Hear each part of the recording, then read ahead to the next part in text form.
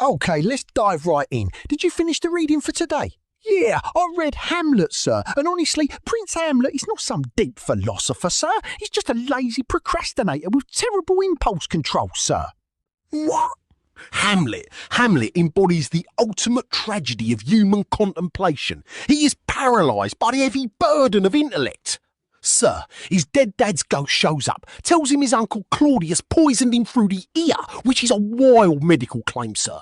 And Hamlet spends 5 whole acts overthinking it, sir.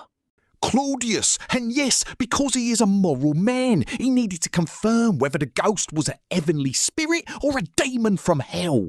Right, the ghost, sir. So to test if his uncle is guilty, Hamlet hires a theatre troupe to put on a play depicting the exact ear-poisoning murder, sir.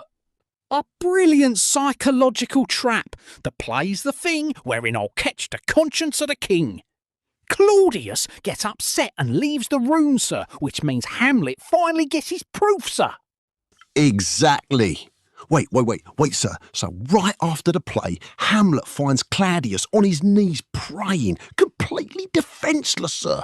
Hamlet pulls out his sword, stands right behind him, and then goes, "Nah, if I kill him while he's praying, he'll go to heaven.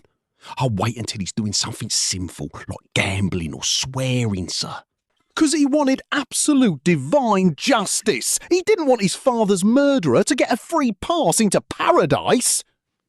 So basically, Hamlet got a free target, botched the execution, and blamed theology so he could go take another nap, sir. Oh, leaving massive plot holes unaddressed is top-tier writing. Wait, no, it's not a plot hole. It's an exploration of existential hesitation. OK, then explain what happens 2 minutes later in his mum's bedroom, sir. Queen Gertrude, sir. Hamlet is screaming at his mum, hears a noise behind a curtain, pulls out his sword and blindly stabs through the fabric without asking a single question, sir. He thought it was the king. He spent 4 months philosophising over whether to kill the actual king while looking right at him. But the second a curtain twitches, he goes full slasher villain on a random piece of furniture, sir. Oh, it was an act of raw, unmediated passion. He killed Polonius, sir. Polonius.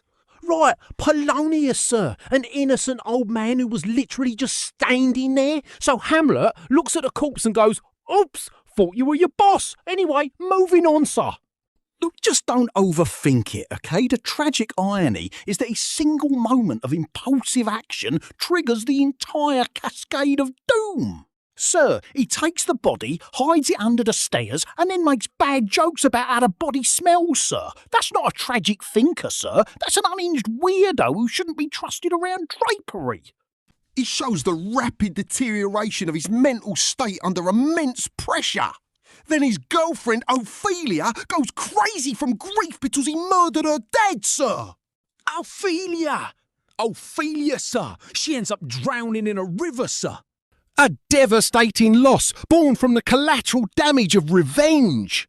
And then at her funeral, Hamlet jumps inside her actual grave and starts wrestling her brother Laertes, yelling about how he loved her more, sir. Laertes! And yes, he was overcome with sudden, agonising regret. He ghosted her, told her to go join a nunnery, murdered her father, and then ruined her funeral with a wrestling match, sir. Man, he was really going through it, sir. He was fighting the unbearable weight of his own conscience. So he lacks basic social etiquette, basic focus, and basic timing, sir. Wait, that's not what I meant. He was a prince, a scholar from Wittenberg. Wittenberg must have terrible exams, sir, because by Act 5, Claudius and Laertes set up a fenced duel with a poisoned sword and a poisoned cup of wine as a backup plan, sir. A masterclass in villainous deception. Except Hamlet's mum accidentally drinks the poisoned wine, Laertes cuts Hamlet with the poisoned sword, Hamlet switches swords and cuts Laertes back, and then Hamlet finally stabs Claudius and forces him to drink the poison, sir. See, he finally achieved his vengeance. Everyone in the room is dead, sir. The king, the queen, the prince, the rival, the advisor, and the girlfriend. The entire royal family got wiped out because one guy refused to use a knife in Act 3, sir. Well, sure, let's go with that. If Hamlet had just taken 3 seconds to ask who's behind that curtain, or just stabbed his uncle while he was kneeling, 8 lives and 4 hours of theatrical runtime would have been saved, sir. It is a timeless masterpiece of Western theatre. It's the ultimate caution tale for why you shouldn't ask a ghost for life advice, That's all the time we have today. See you in the next one. And remember, don't overthink it.